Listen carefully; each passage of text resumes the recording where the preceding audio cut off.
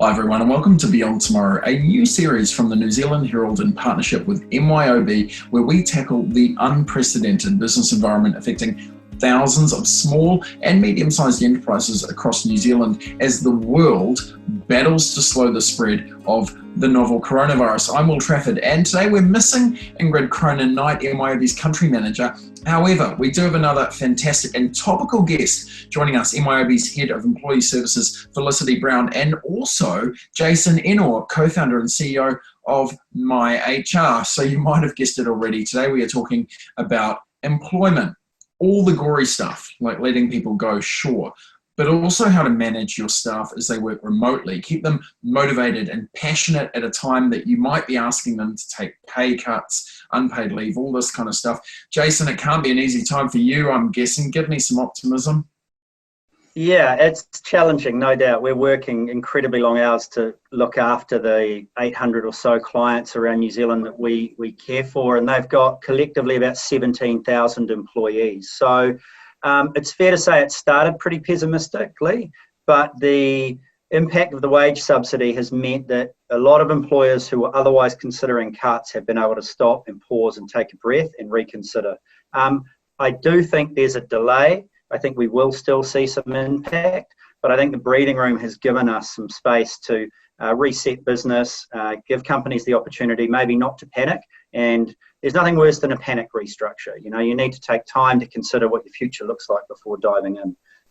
Felicity, your job's to kind of be optimistic as well, right? Because on the one hand, you're dealing with the HR employee services at MYOB, but MYOB as a company is sort of providing constant support for small and medium-sized enterprises as well, right? Yeah, absolutely. And look, what I would add to Jason's comments as well, I think at the moment when we talk about perhaps finding the positive, what we are seeing is more organisations starting to look at how they can truly make working from home much more sustainable. And so I think that there have been organisations that have, for various reasons, held off really moving to a more flexible working environment, and this unfortunately has forced them to do so, but they've started to find ways that they can be much more sustainable operating in this way. And so I think that, you know, if we are looking for positives, that can be one for many organisations. This has forced them to look at how they can do things differently. And so that's going to be quite a change, I think, when we start to look at returning to work, what our new normal means. So many people that haven't had the opportunity to work flexibly now have to work flexibly. And what does it mean when lockdown is eventually over, when that is, what that means. And, you know, employers really need to start looking at how they change their environment and their expectations longer term and really create something that's more sustainable when we talk about working flexibly. One of the first notes I've got here in terms of navigating this new work environment, we should note we'll talk about all the layoffs and all that other stuff later, but let's try and start optimistically. Communication. Absolutely critical. I think it's important to recognise that we're week 3, aren't we? Heading soon into week 4. And so communication has been critical throughout. I think in those first couple of weeks, perhaps what we thought would work, maybe we're learning it doesn't, or we need to dial things up, dial it down a little bit. Perhaps for some of our team members, the first few days, what they thought was going well, the way they're setting themselves up, the type of rhythms they're getting themselves into with their teams, perhaps it was going well for the first couple of weeks. So I think now is probably a really good time to check in and make sure that the regularity you've got in terms of your team catch-ups, your one-to-ones with your team members, that those things are still working and meeting the needs for everyone. We know that the environment's going to change this week again for many of those parents who are working from home. And so, you know, perhaps 2 weeks ago when a 9 o'clock morning meeting with the team might have worked really well and everyone was able to dial in at that time, you know, maybe that needs to change again to suit people's situation. So I don't think there's a one size fits all, but I think really regular communication is critical. Yeah, Jason, I mean, we've got some notes here around tech tools that you can use potentially, like Zoom to sort of set tasks in the morning, maybe have a morning meeting and have one-on-ones and then group Zooms as well to sort of foster that team building and sort of that project sort of oriented, delivering on all those projects and stuff like that. I wonder, are we finding a different type of leadership style works better now that we're all working from home, or what are the tips to be one of these leaders that performs well working from home? I think some of the fundamentals remain, around leading by example, and sticking to being clear on kind of vision, values, all of the things that make a good leader a good leader.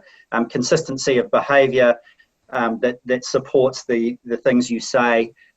Those things exist in a virtual environment and a real environment. I think, to Felicity's point, rhythm is key. Establish some routine and rhythm, probably more so in the remote environment than in the physical environment, because your opportunities to bump into people, or pop out to lunch and grab some sushi, they're all gone. So fixed sort of a daily stand up or connect is really, really important.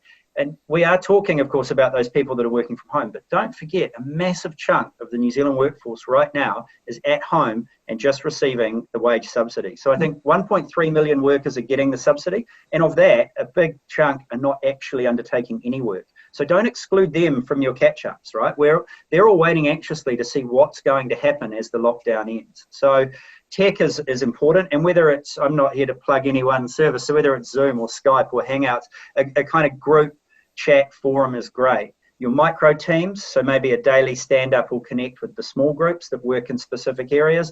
And then there's nothing quite like a work drinks. The rhythm, the regularity and the use of technology are critical. Felicity, I wonder if there's sort of Jason raised that really good point, right? The amount of people who are taking the wage subsidy and they're at home, right? There must be a real opportunity for a lot of employers to look at ideas around upskilling and stuff like that, right? Like bring people in and say, let's build you until we can bring you back into the workforce. Yeah, I think we've spoken to a number of people where learning and development has been quite a focus at this point in time. So if there's been a bit of a downturn in demand for particular roles, now is the opportunity to look at, is there upskilling in terms of what are some of the future skills we could be helping these people to learn at the moment. So it is a really good opportunity. Again, if we're looking for the positives, a really good opportunity to be upskilling with an eye on the future in terms of some of those future skills that we're looking for. Must be a major sort of duty of care, I suppose, as well, Jason, around these things like mental health, right? I've talked to, colleagues and that kind of thing around this notion of maybe the group kōrero that you have in the kitchen or something like that in the morning, that for some people, if you're single and you're home and your bubble is basically you, maybe your family's in another country, the mental health thing is got to be huge too. Yeah, well, it really is, and we're seeing a lot of that. I think if you can still afford, in a lockdown, no revenue environment or reduced revenue environment, if you can still afford to offer a counselling service to your staff, now is more critical than ever. If you can't, share the tools that are available to get help, free help that's available. But this is where I think those daily connections are really, really critical, because you miss all of the physical signs. You miss the kind of person who pops off to the toilet every couple of minutes because they're really and clearly struggling. That stuff's not visible to you. You don't catch the person in the kitchen who's clearly just been crying over something. You're not with your people, and people's tendency is often to bottle that stuff up. So I think your daily connect helps a lot, and then having tools available to people and reminding people that this is a thing. Even if you think your workforce is okay, talk about it, and perhaps talk about it more openly than you otherwise might. Make it part of your weekly catch-up. Hey, how's everyone going? How are you feeling? This is tough. This is my experience this week. I found this challenge, or I was upset about this thing, or I got this message from a good friend who's sick or been laid off, and share some of your experience. And I think it opens the emotional connection. Yeah, look, I absolutely agree. I think that transparency and empathy is so critical, and that's why the role that leaders play and the leadership that we see from so many people is so critical at the moment. And perhaps what's really important as well is not making assumptions around people's circumstances. It might be easy to think that someone working on their own at home doesn't have any other distractions and they're fine, but then you forget, well, what must that be like for someone if they do live on their own in a small apartment? They don't get the chance to interact outside their bubble. Those are all the sorts of things that it's really important to make sure we don't make assumptions about, and, you know, you really are in those daily checkups. One of the other things that we're always talking about as well, and throughout this whole series, is performance and efficiency, and essentially getting the best out of your employees, I guess, while they're working from home. One of the things I guess that it must be very hard to do is, in many situations, you are going to be asking your staff to do a lot more for less. Potentially they're doing things like unpaid leave, they're taking pay cuts and this sort of thing. How do you keep everyone motivated? I think certainly the way we've been handling this is really transparency of communication is key, and this idea that we are all in this together. It's very different when an employer goes out and says to their staff, look, we've made some bad decisions, some bad investments, we're not making money, I'm going to have to cut your pay or reduce your hours or make you redundant. And there's this natural sort of resentment to management at that point, that there's been some poor decision made that's affected their livelihood. Whereas this is not that, and sharing that and being open about it and going, hey, here's how it is. We applied for the wage subsidy because we had to demonstrate a 30% drop in revenue. In fact, it's been 80%. So that looks like this for us. And we're a bit freaked out, but we're doing everything we can to keep this thing together. We're passing you the wage money. We want to talk about what this looks like. And if we can make it work, we can bounce out of this and be better for it. And I'm asking you to help me here and be honest about directors' salaries, pay cuts for directors, board members who are no longer taking remuneration. You know, this is not a sort of us versus them scenario. Everyone is taking a hit in a big way. And I think transparency around what that means, and then therefore some collaboration around a solution, is key. I guess another big part as well, Felicity, providing feedback, right, on performance, be it positive or negative. Motivate people by telling them very openly and honestly how they're doing. Yeah, and look, perhaps to some of Jason's comments earlier around some of the fundamentals still don't change whether you're virtual or whether you're face-to-face, in terms of clarity of expectation, providing real examples so people can understand, clarity of outcomes. So again, that regular communication around what's expected of you, what challenges you're facing, and again, no assumptions, making no assumptions around how people are going. I think it's reasonable to expect that there is certainly impacts to productivity, and that can be out of people's control, right? So we need to be really conscious of that for the most part, we trust that people are doing their very best under the circumstances. But those fundamentals around clarity of expectations, and dealing with concerns around performance really early on. So in the same way that you would face-to-face, virtually, you want to have those conversations really early on. Ideally, it is over, Teams, Skype, Slack, whatever it may be, calls, not emails or messaging, because you need to be able to look someone in the eye when you're having, those difficult conversations. So honesty, transparency, real clarity early on is just as important virtually as it is face-to-face as well. Jason, you alluded to it before, this notion that eventually that government subsidy runs out right at 12 weeks, and that might mean some really tough decisions, particularly around head count and sort of upending roles. How do you sort of decide who should go and when?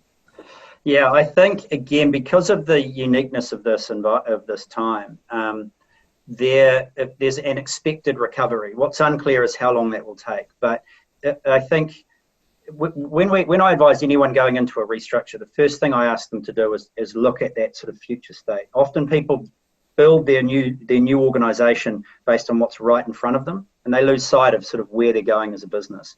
If there is an opportunity to recover in, say, 3 to 6 months, you may be able to have a really open discussion with your team about ongoing wage or hours reductions and go, hey, look, if everyone just went to 3 or 4 days a week, would a 20 or 40% reduction in take-home pay be acceptable to you? Your base salary is the same, but there's a pro rata reduction based on a few less hours. And as the work comes in and as our revenue builds up, we can look to building you back up.